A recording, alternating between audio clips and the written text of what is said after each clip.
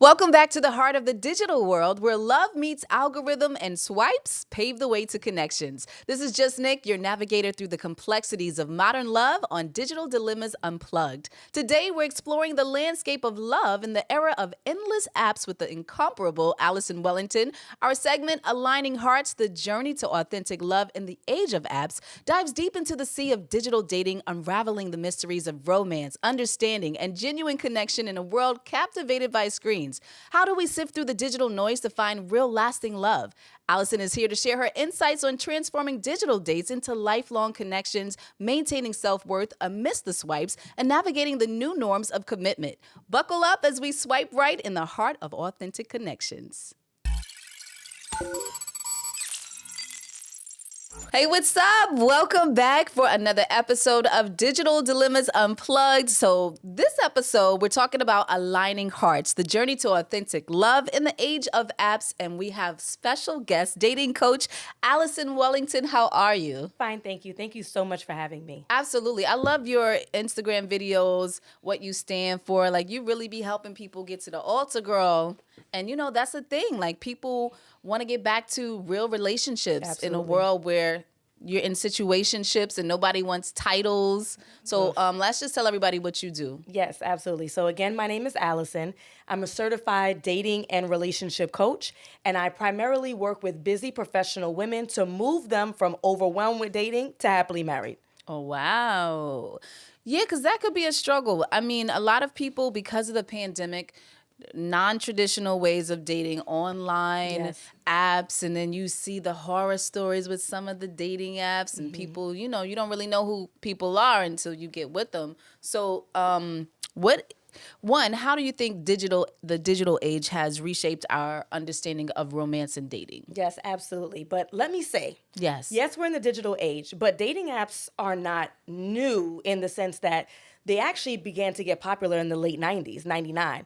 Now, black folks wasn't on those apps, right? Because it was seen as something that was desperate. This is a last resort. It's still seen as something that's a last resort. Right. And as you mentioned, as a result of COVID and the lockdowns, folks didn't have any other choice but to use the internet and to really delve into that methodology to start dating again. And so black folks started getting on apps. I think the increase was about 600% more profiles on apps than ever before. And so it's definitely shaped the way that we move and groove in dating, just like technology has changed everything. The way that I order my breakfast in the morning is different. The way that I get my toiletries are different, right? Right. And so the internet has an impact on everything that we do, definitely dating as well. Some good, some not so good. that part. In your view, what constitutes a quality interaction on social media, especially in the context of dating? Absolutely. So number one, we're talking about either DM or dating apps specifically. There needs to be an engaging conversation that's happening in those private messages. We cannot do the hello, how are you? How are you? How's your What you day? doing? Oh my God. It doesn't go anywhere, right? And so when you're actually having an engaging conversation, hey Nick, I'm Alison. It's nice to meet you. I noticed on your profile that you have a podcast. Tell me more about your meeting, right? Like we're actually having a meaty, valuable Right. conversation that can then very easily translate to a phone call. I would love to hear more about what you're doing in your career. I'd love to hear more about your dance, whatever you wrote in your profile. Right. Here is my number. Give me a call after 7. So that's really a valuable quality conversation. It's one that's meaty. Yes. That sounds like something you can really say over the phone. Yes. What would be some red flags that people could look out for in the DM conversations? Obviously, the hello, how you doing? If that's every day, we tired of that. But what's something else that could be like, oh, they're just looking for sex or whatever? Okay, so number one, a rush to a first date or first meetup. Now, I will say that the men are not the only ones who are guilty of this. So the women I work with, like, oh no, I want to see if he looks. Guess what? Get on a video chat. I can see the top of your head to your clavicle. I'm getting a relative vision if your photos match who you are, Right. that you say that you are, right? So a quick rush to meet in person, to me, is problematic. I don't like calling them red flags, though. I feel like red flags are obvious for everybody. Something that's abusive or clearly nasty or disrespectful. Yeah. Pink flag. I'm a little concerned if you're going in a rush to take me out without us getting on the phone because you prepared to spend 50, 100, 200, and you didn't even get on the phone with me yet. I'm concerned. Secondly, quick to talk about sex. Your favorite position, anything that's like sexual in nature. So that's what you're here for, which is cool. I'm not though. Right. So it was a pleasure to meet you, sir. And we are going to unmatch and I'm going to keep it moving. So those are my biggest two things that I want folks to look out for. Rushing to a first date without getting on a phone first, and sexual innuendo and conversation in a DM. Yes. Okay, so you get past that phase, you realize, okay, they've asked enough questions, because asking the right questions is important, right? Then, first of all, what is your definition of dating? Because a lot of people are dating, but they're only dating one person. Oh, God. You got the good questions, girl. So that is one of the biggest issues, is that we're not defining dating in the same way. People are using the word dating interchangeable with committed relationships. Or we've been dating for a year. Really? Or that's your man? Like, what is it? What does that look like, right? So dating is really spending quality time with someone who's a romantic interest, and you are gathering information about them. Dating is data. Dating is data. And you should be dating more than one person at a time. What do I mean by that? We're not talking about sex.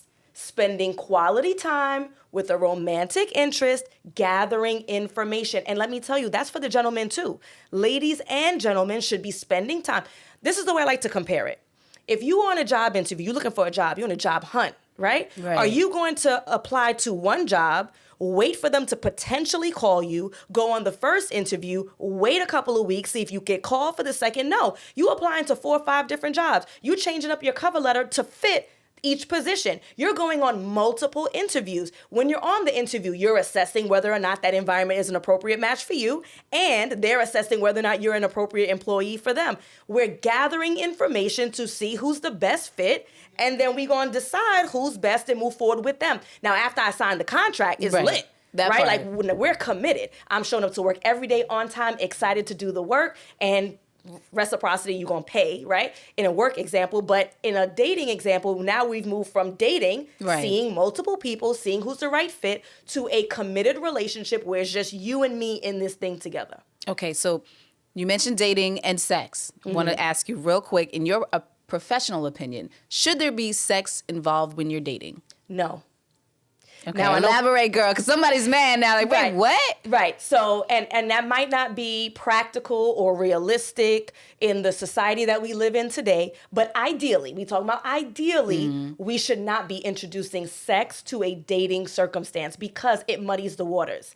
And so now, if I'm sexually attracted to this gentleman, we do the deed, and it's real good, I may be ignoring some very clear pink or red flags that I would have run away from under normal circumstances.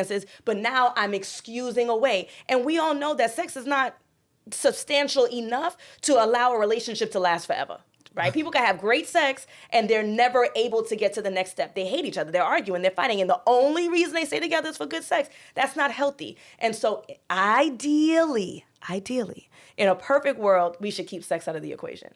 And only when you decide to commit is when you can explore. Ideally. Now, what happens if you commit and then the sex is terrible? Okay, so let's talk about commitment. Commitment is a word. Yes. You my man, I'm your woman, right? And so once sex is introduced to it, if it's so terrible that there's no way, which I highly doubt, but there's no way we could work it out. There's no toys, there's no YouTube, there's no tapes, there's no, some kind of something that we can make this thing work, then you can say, this ain't working. And would it kill you? It's not like you're getting married and then figuring out whether or not you are sexually compatible. It's a committed relationship. You can end it tomorrow. Right. You'll be fine.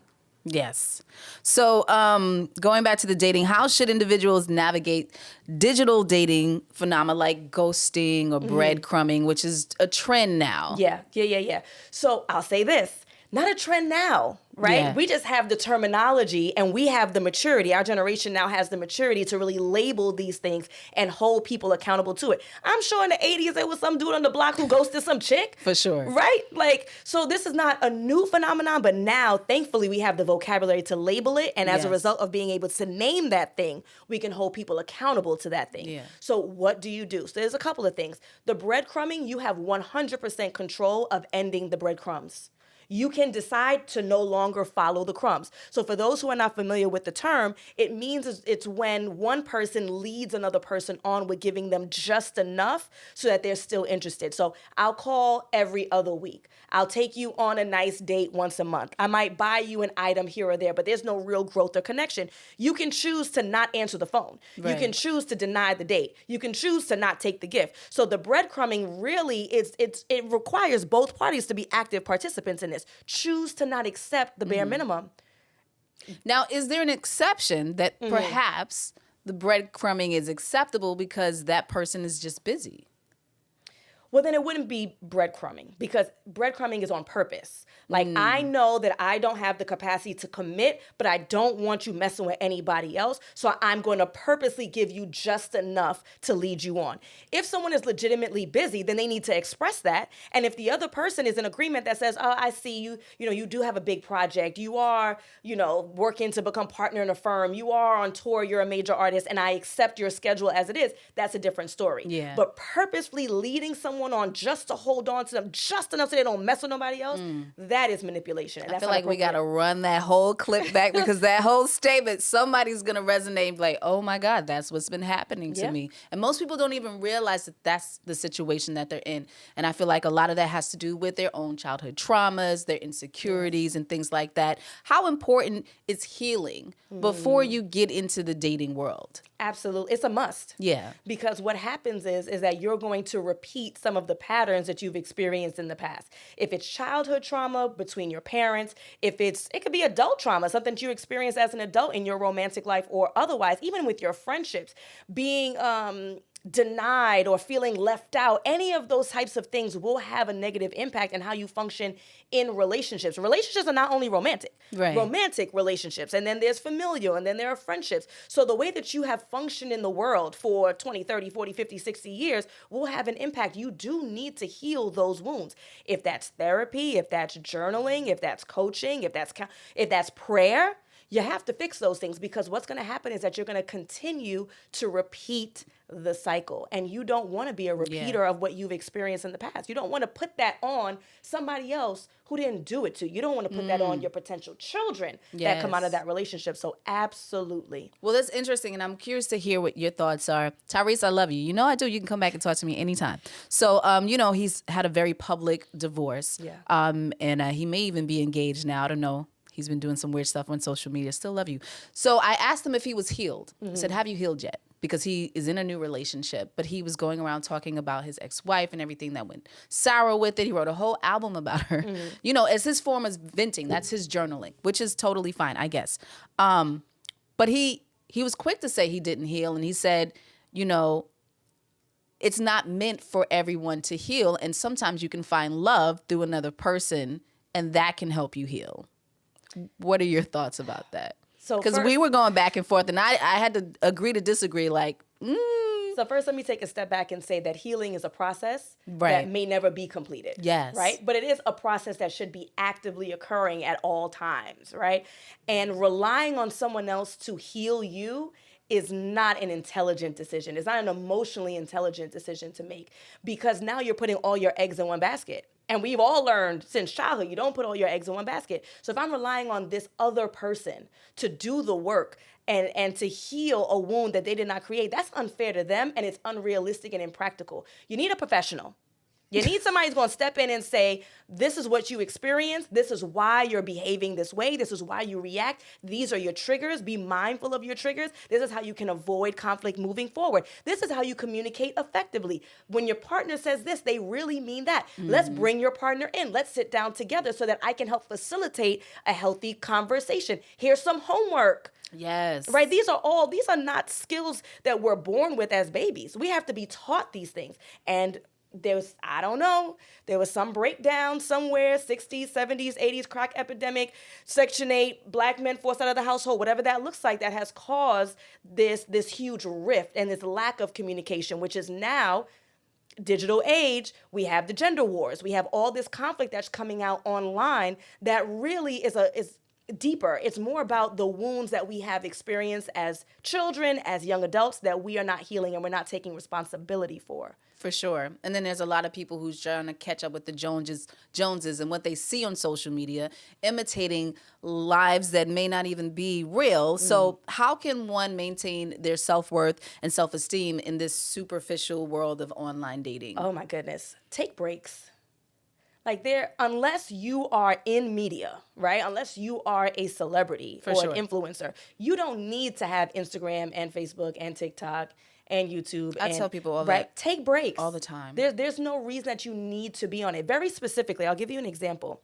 So when I'm working with my clients in my programs, I tell them Valentine's Day, I don't even want you to not be on your phone. I want you to delete the apps off your phone. You can reinstall on the 16th. We got to give it a couple days because of the algorithm, right? Right. I want you to delete the apps like the 23rd of December. Why? Because we're going to see the little doggy, that's the gift, and the engagements. Oh, You're going to see the yes. matching pajamas. That really, right? Yes. So we don't need to be constantly reminded as to what we don't have and what we want. We know it.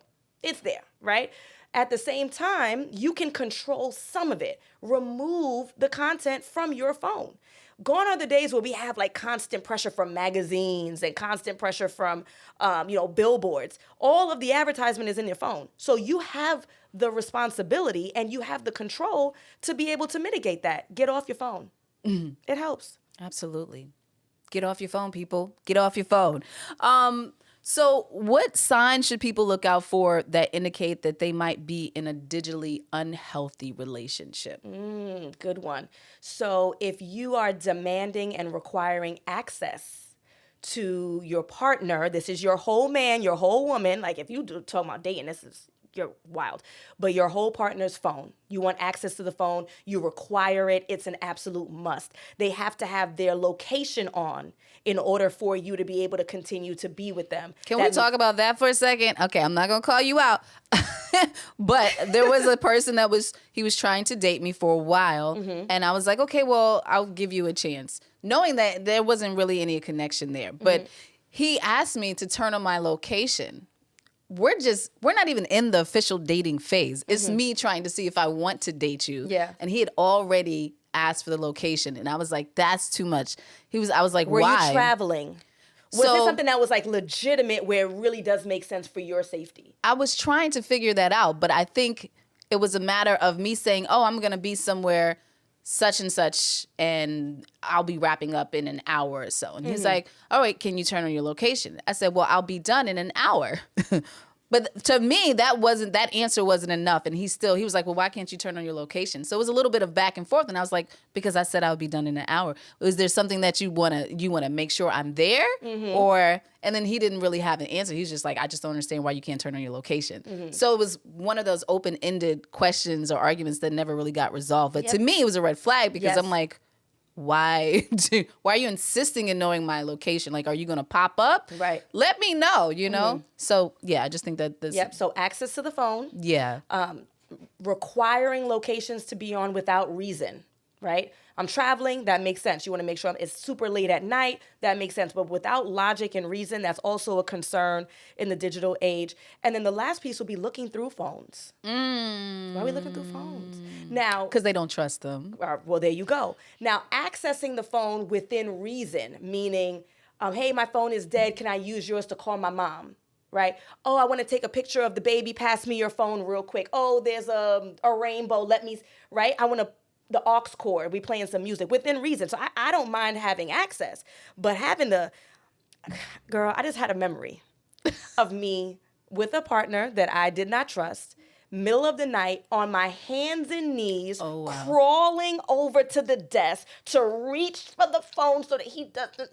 That's unhealthy. It is. It's unhealthy. And that having to do that or feeling a need to do that says enough about your relationship that it needs some help. Notice I didn't say it needs to end.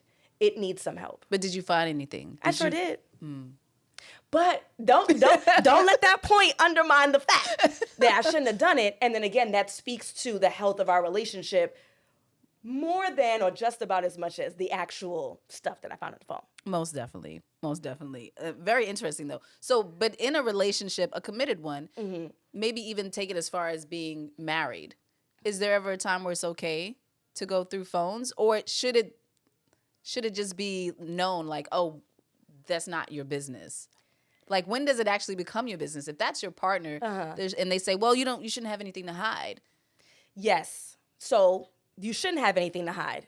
Just like you didn't have anything to hide about your location because you Right. were legitimately where you were. That's not the issue. The issue is it seems that gentleman didn't trust that you were where you said you were going to be, or you were with people you should not, quote unquote, have been with. So it's not about, should I have access? Sure. And I have access to my husband's phone. It's not about, should he be hiding anything from me? He shouldn't.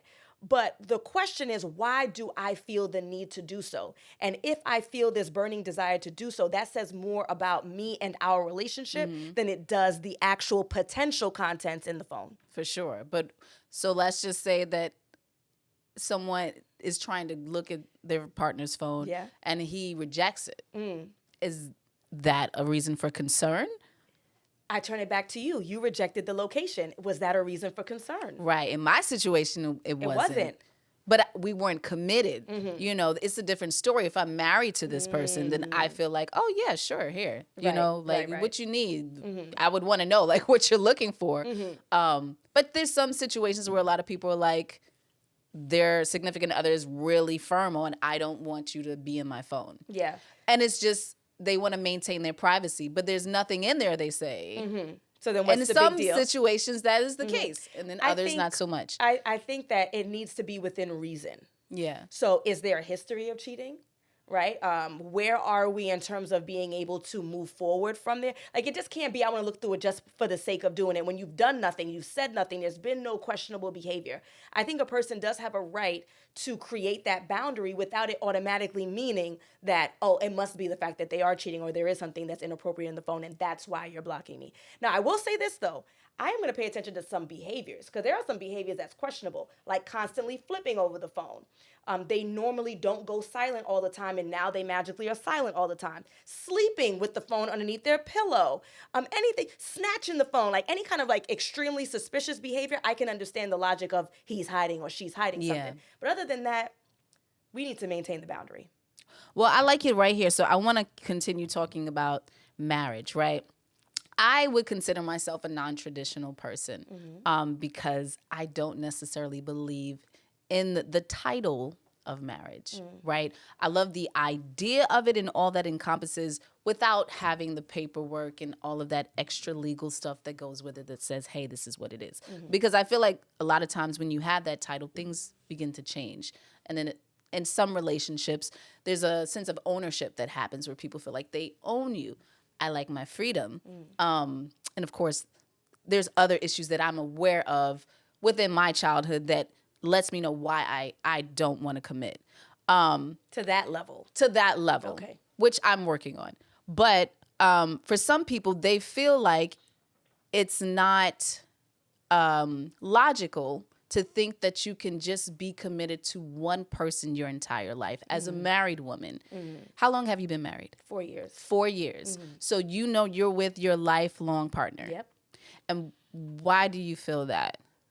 Or what gives you that assurance that you're going to be with them forever?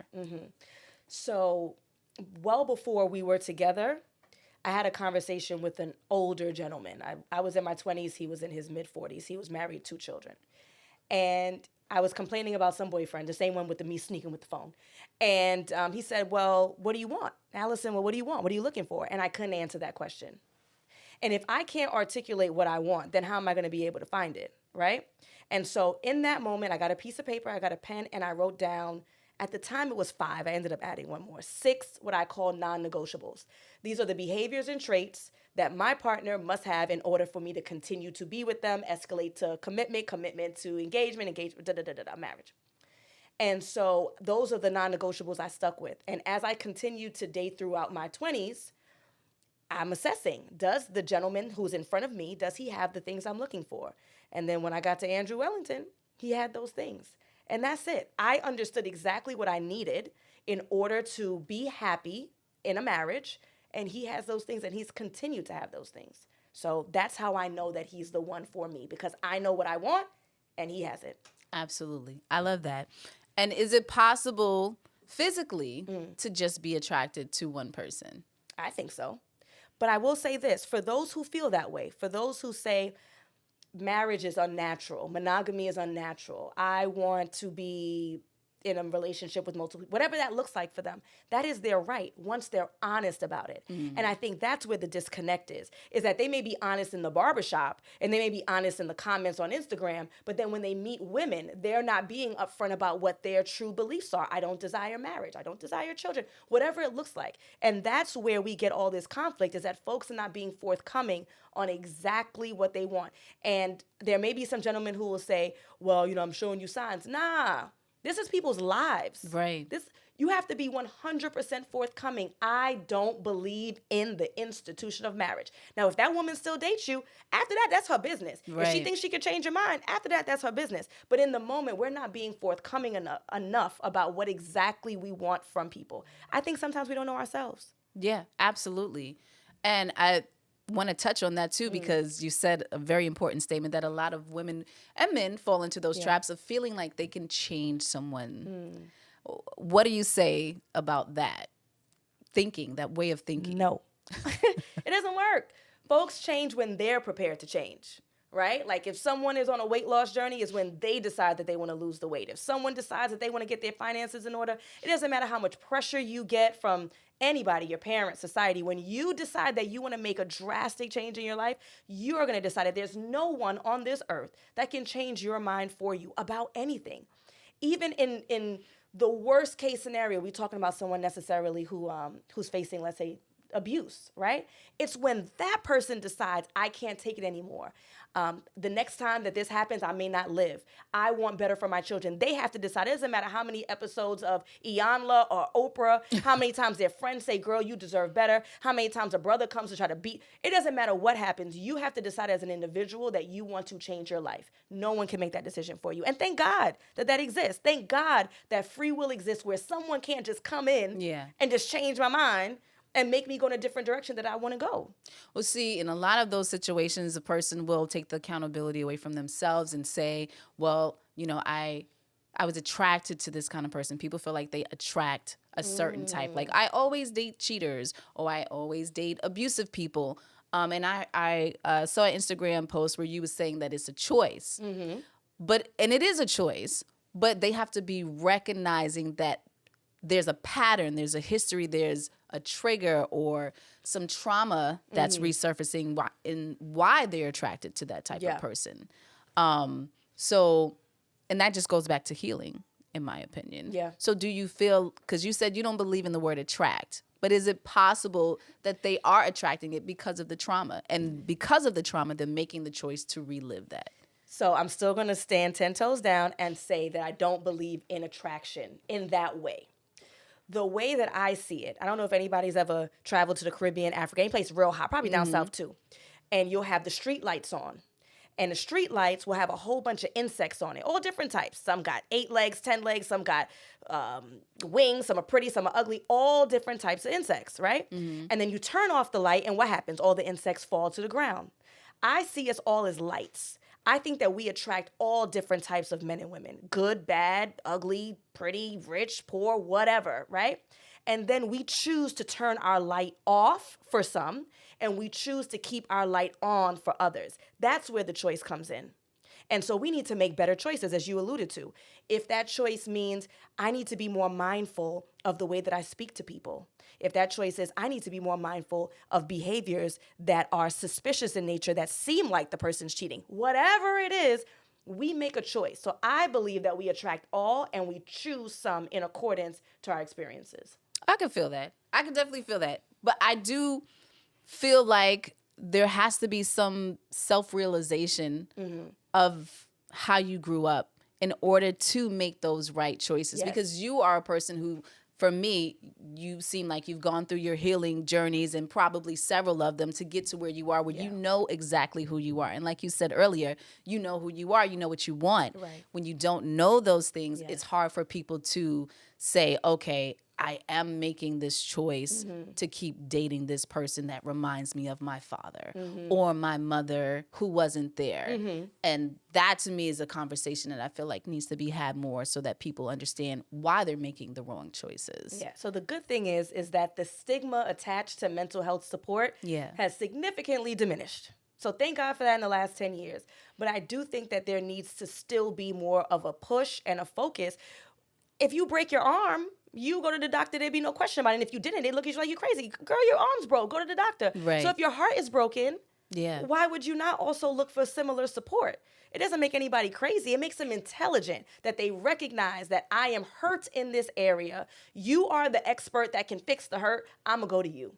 And that's it. I love that. I love that. I also love the fact that you recently stated some statistics about people who are staying married longer. Yeah. So there's a lot of people watching because, like you said, we do hear more about the negativity when it comes to relationships and all these divorces that's happening, but we don't hear enough about the positive side. So can you just drop some facts and stats about the good side of being in a committed relationship and being married? Oh, yeah, absolutely. Especially for men. Can I focus on the men for a second? Yes. Because generally speaking, what you hear a lot from the guys is that marriage is a bad deal. We're going to lose from it. Can I tell you that married men live 2.5 years longer than unmarried men? Can I tell you that married men earn more money than unmarried men? Yes, absolutely. And generally speaking, married men are healthier. They have less instances of mental health issues, less suicide, and better health overall. And you know why? It's because of their wife.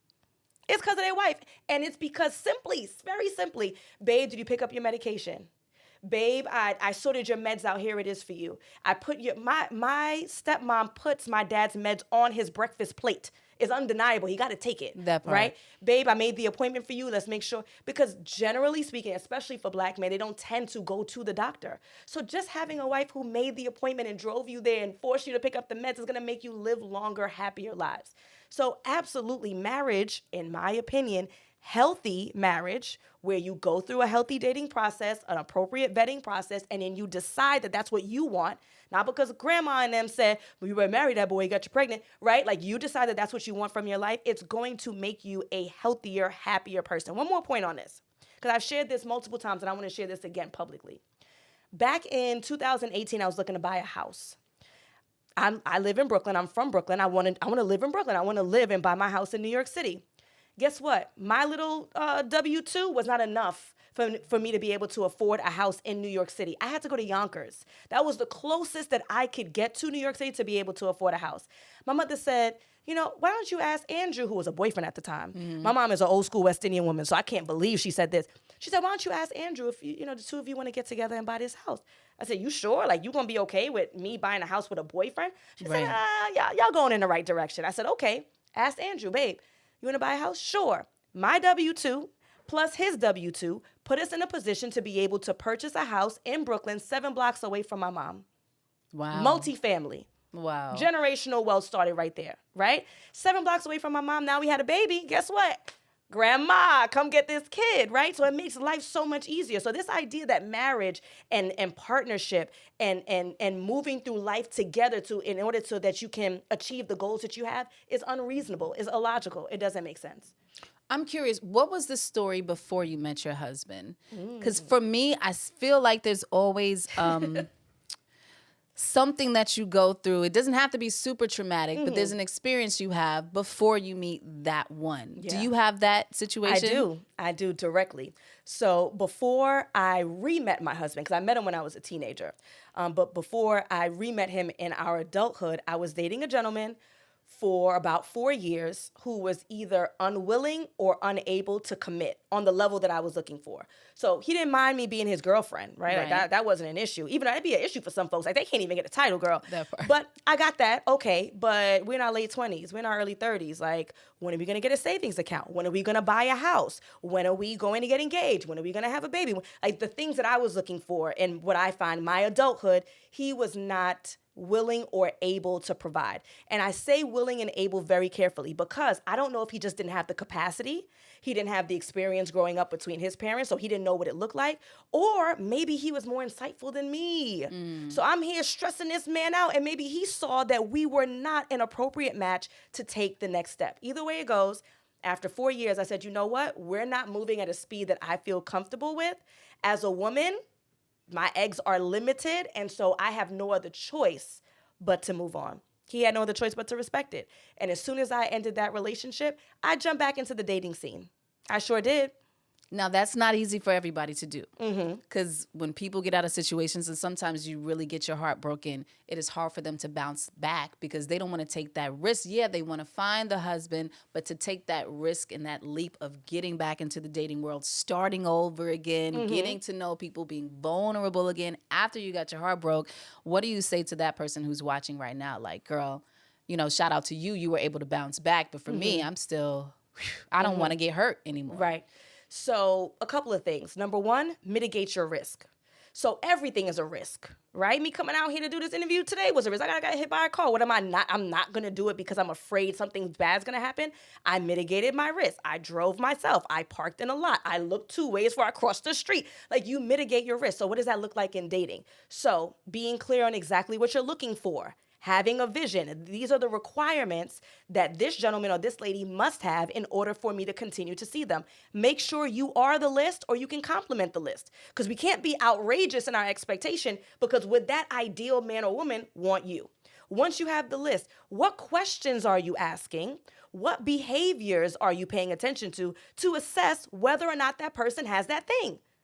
Because you can know that's a good start, but then I don't know how to figure out whether or not he's God-fearing. I don't know how to figure out whether or not he's a family man. Well, you need to get those questions. You need to get those behaviors written down, paper, pen, old school, so that you can start watching the behaviors, asking the questions, getting on the phone, engaging in conversation to be able to see if that person's a good fit for you. And then once you decide, then you've mitigated your risk. Jump in, because if you decide that you want to be a mother, a wife, or whatever it is, you have to decide, am I going to allow fear to not fulfill these other roles that I want out of my life? Time is of the essence for women. It's unfortunate. I'm not trying to be a part of the brigade that says, oh, you're 35, you're washed up. But it is true that biologically, as we get older, if you desire to have children, that's going to lessen your opportunities. And if you're dating a guy who wants children and you can't deliver, that's going to complicate your situation. So time is of the essence. We can't allow fear to captivate us. We have to move forward. We have to mitigate our risk. I love that. So for certain women, because you coach a lot of women, and we're going to talk about this retreat you have coming up in a second, who feel like they've done that. They wrote the list. They know exactly what they're looking for. They date around and then they're just nope, nope, nope, nope, nope, right? Is there ever a time where you have to tell them that they have to do a self-check and it may not necessarily be all the men that they're marking as not suitable? So if they're working with me, no. Because once we go through the list, I know that it's a reasonable list. I've given them all the questions, the behaviors to pay attention to. But for the greater audience, yes, sometimes the things that folks are asking for, they are unreasonable. I remember speaking with a woman and she said, you know, Alison, one of the things that's on the top of my list is someone who's an excellent communicator. So I said, well, tell me more. Like, why is that so important to you? Yeah, because my communication kind of sucks. So, bruh. So a guy, a man who's an excellent communicator, which is what we beg for as women, right? He has this skill that makes him special from the other dudes out here in these streets. And you don't have it too, and you think that he's going to be out here in these streets trying to teach you and bring you up to his level? Absolutely not. So yes, it is true that sometimes the things that we ask for, notice I didn't say anything about money. I didn't say anything about looks. Stuff like an excellent communicator. Stuff like God-fearing. Tell me about your relationship with God. Well, I'm still trying to. Well, then why he gonna want to be? We have to be more realistic. And once we're realistic, it may not be what we're asking for. What it may be is where are we going? And there's also strategy behind which dating apps you choose, how to create a winning profile, and where to physically go in your city in order to find like-minded singles. There's strategy. Okay. Well, how do you think digital apps and platforms could be improved to better serve their users? Oh, that's such a good question. If I could get in front of a panel of all of the folks who have developed all of these apps, one of the things that I would press upon is some kind of ranking. Something like, one of the biggest issues that people face is that folks say one thing that they want, and then when you get on the phone with them, it's something different. Oh, yeah. So let's say, for instance, a gentleman says, I want marriage, I want commitment. And then we get on the phone and I'm just trying to go with the flow, you know what I'm saying? I wish that we could all vote and say, these are the things that he said. This does not match his profile. I met him. He's actually 55 on the profile. Like, if we could all give feedback and have some kind of like rankings, something like a Google review, like a restaurant, Yelp? like a Yelp, where can't. we could give, so then folks know, okay, I went on this profile. He has 3 stars. Let me see some reviews here. Now, I would be mindful and say I wouldn't expect like 10 or 15. I want like hundreds of reviews because I don't want just random people being able to bring down your rating, so to speak. But if we could do like a rating system, that would be amazing. This guy lied. Interesting. He's bald. That's an old picture. She didn't tell me she had children. What he lived with his mama, whatever that looks like. That would be great. Carfax. Carfax for dating. That's hilarious. All right, finally, what's one message that you'd like to share with those feeling, disillusioned by their digital dating experiences? They're trying to get to where you are in the 4 years of marriage. Mm-hmm. What I would say is, again, mitigate your risk. Be intentional. Get that piece of paper. Be very clear about what you require, not what's nice. It'd be nice if he can cook. Is that a requirement? Stop getting the niceties and the preferences, social media word of death, preferences out of here. What is a requirement? What are the root things that you must have in order to be able to function in a healthy, happy relationship? Make sure you have those things and then look for the behaviors that match it. Look and ask the questions to see if they match those things. Mitigate your risk. Now, I know that was supposed to be the last question, but it just made me think about a guest I had prior to you coming here. And she made the statement that if you make $50,000 or less, you shouldn't date.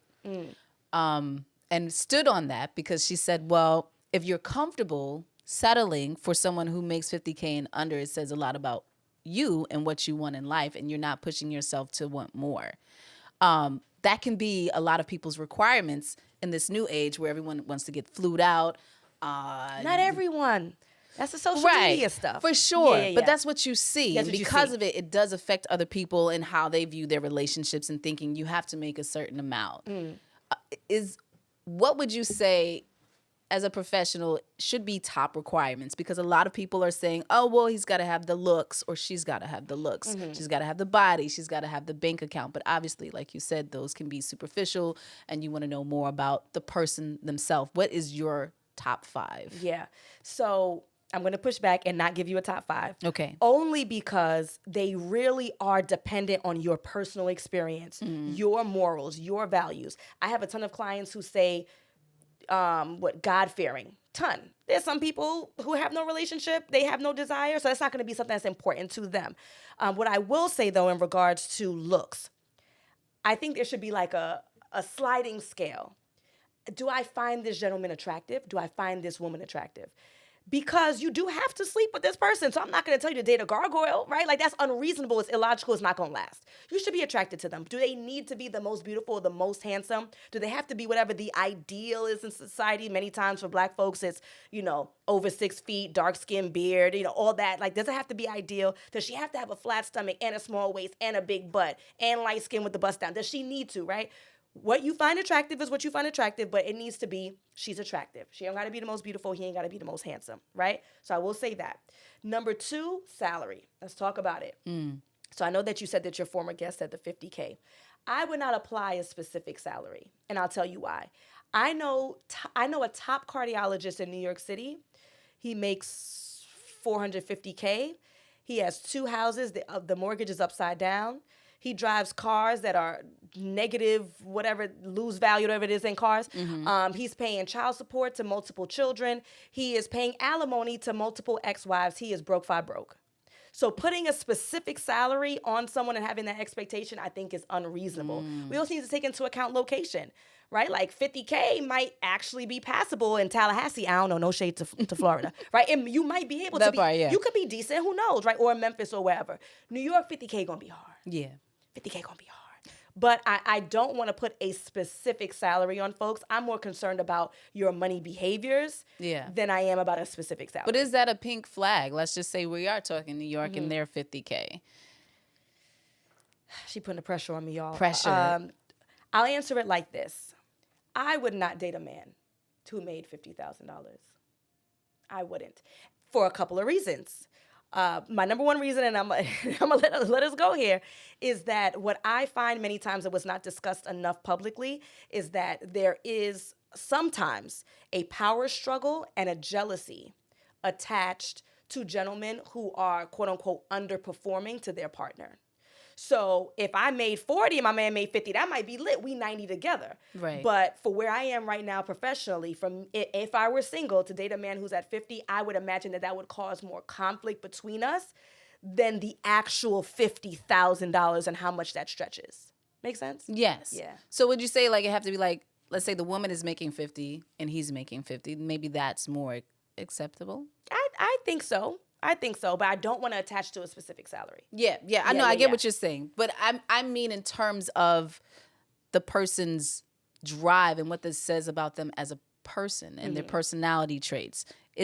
Can you form the correlation between a salary? Because I don't know where that guy came from. If he's a felon and got out 3 years ago, $50K might be lit for him because he was just making $1.10 per hour in the kitchen, right? In Sing Sing. Yeah. So I wouldn't say that automatically if there's an adult who lives in New York City making $50,000, that means that they are a bum. That means that they are lazy. I need to know what the backstory is. I wouldn't automatically say that. I'm sorry. Part. Nah, I had to touch on that. I appreciate you so much. So for those who are watching, like, oh my God, she's lit. I would love to, connect with her. How can they do that? And tell us about this retreat you got coming up. Yes, absolutely. So again, I'm Alison. You can find me on every platform at Align with Alison, ALIGN with Alison. And I do have a singles retreat, ladies only, that's coming up in Costa Rica, just 2 weeks out. Ooh. And I host it every year. It's called the Ready, Set, Love Retreat. So I'm so happy to work with these ladies to teach them things around femininity, online and offline dating, safety, the red flags, non-negotiables, everything that I teach in my coaching programs so that I can move these ladies from disappointed, overwhelmed with dating to happily married. I love that. Yeah. And how can they find you on social media? Yes, at Align with Alison on everything, Instagram, YouTube, TikTok, everywhere. I hope you caught a lot of gems because they were definitely thrown around in this conversation. Thank you so much for watching, and thank you, Alison. Thank you for having me. It's been a pleasure.